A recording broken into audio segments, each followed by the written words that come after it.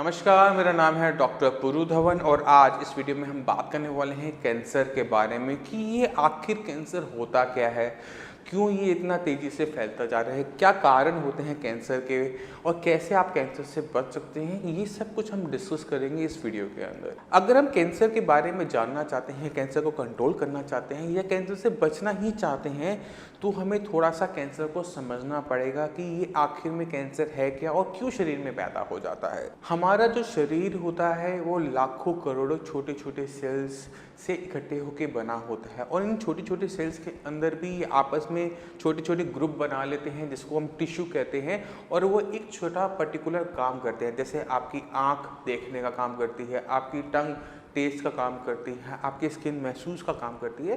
तो ये सारे काम हर जगह पे अलग अलग डिवाइडेड होते हैं कि कौन सा सेल कौन सा टिश्यू क्या काम करेगा। मगर क्या होता है कि इस प्रक्रिया के अंदर जब इतने सारे सेल्स होते हैं तो सेल्स मरते भी रहते हैं और नए भी पैदा होते रहते हैं। ये एक नॉर्मल फिनोमेना हर किसी के शरीर में होता है, पुराने सेल्स का जाना, नए सेल्स का आना। मगर कभी कभार क्या होता है कि हमारी खाने पीने की गलत हरकतों की वजह से या किसी केमिकल के कांटेक्ट में रहने की वजह से या किसी छोटी सी बीमारी को निगलेक्ट करने की वजह से क्या होता है कि सेल्स में परिवर्तन आना शुरू हो जाता है, जिसे हम म्यूटेशन कहते हैं।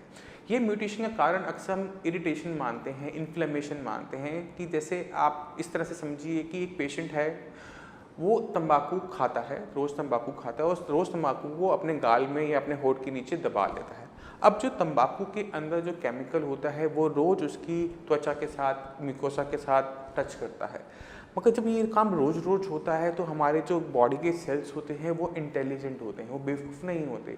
अब वो क्या करते हैं, उस केमिकल से बचने के लिए जो उसको ज़रूरी लगता है अपने अंदर परिवर्तन, अपने अंदर म्यूटेशन वो करना शुरू करता है।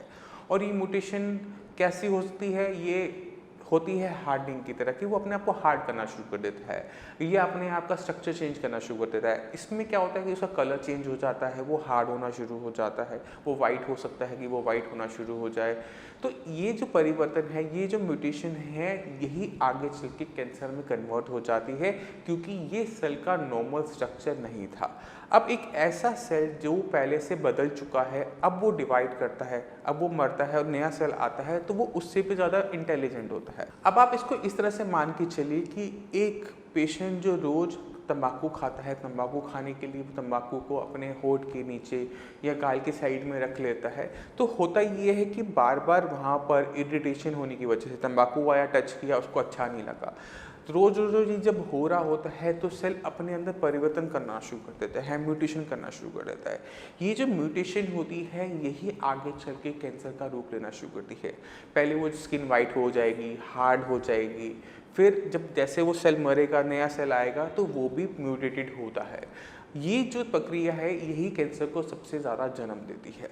अब कैंसर का जो सेल होता है उसकी कुछ खास बात होती है। खास बात क्या होती है कि वो अनकंट्रोल्ड वे में डिवाइड करता है, बढ़ता है। यानी पहले एक था, 1 से 2, 2 से 4, 4 से 8, 8 से 16, वो इस तरह से डिवाइड करता है और वो कोई काम नहीं करता। जैसे आपकी म्यूकोसा है या आपकी स्किन है, आपको बताती है, आई है, देखने की मदद करती है, तो वो ऐसा कुछ काम नहीं करता, वो सिर्फ डिवाइड होने का ही काम करता है।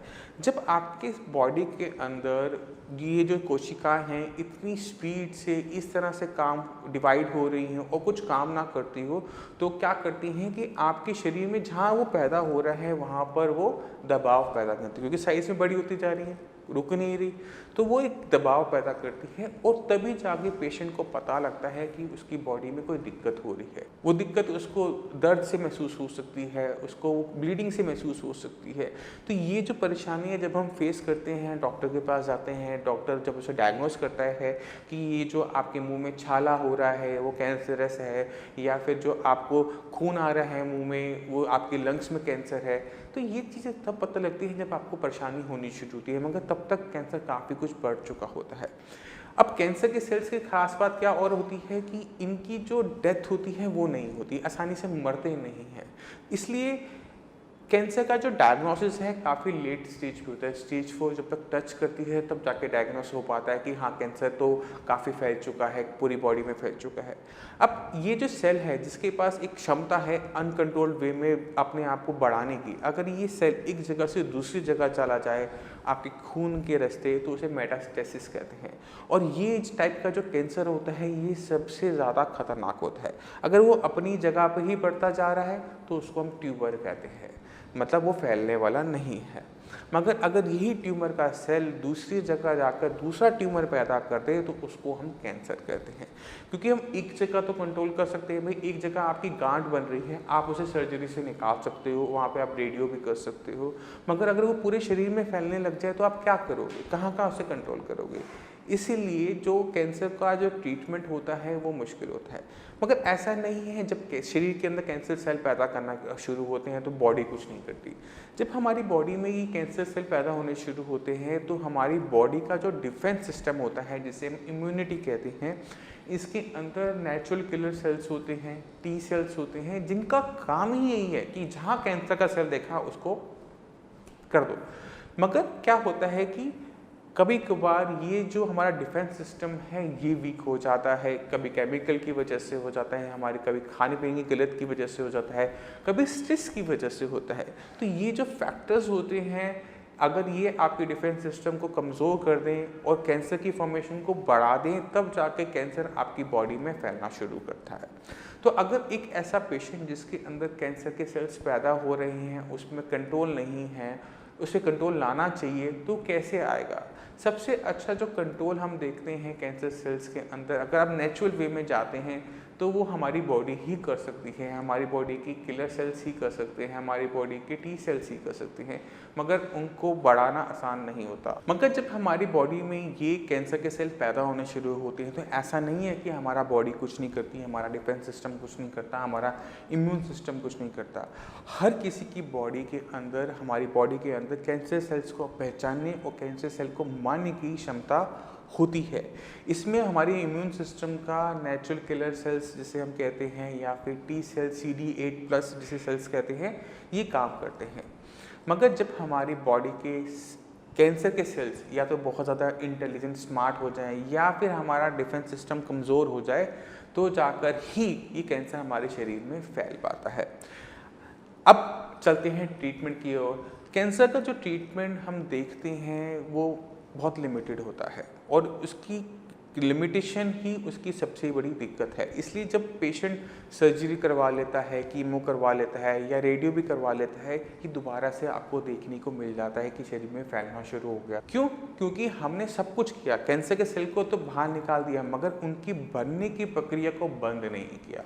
हमने ऐसा कुछ नहीं किया जहाँ पर वो कैंसर के सेल्स बनने बंद हो जाए, या फिर हमने ऐसा कुछ नहीं किया जिससे हमारी इम्यूनिटी इतनी स्ट्रांग हो जाए कि उन सेल्स को पहचानने और उनको मारना शुरू कर दे। ये कहीं ना कहीं कमी रह जाती है कैंसर के ट्रीटमेंट में।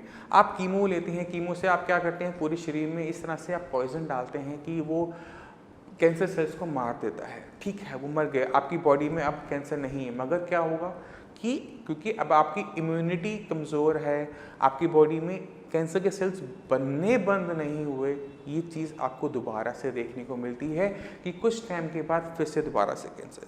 तो हमें एक ऐसा स्थायी इलाज चाहिए होता है, ऐसे परमानेंट इलाज चाहिए होता है जहाँ पर ये कैंसर के सेल्स ना सिर्फ कंट्रोल हों, ना सिर्फ वो बनने बंद हो, बल्कि हमारा इम्यून सिस्टम भी इतना स्ट्रांग हो जाए कि जैसे ही उसको हमारी बॉडी में बनता हुआ देखे उसको वो फिनिश कर दे।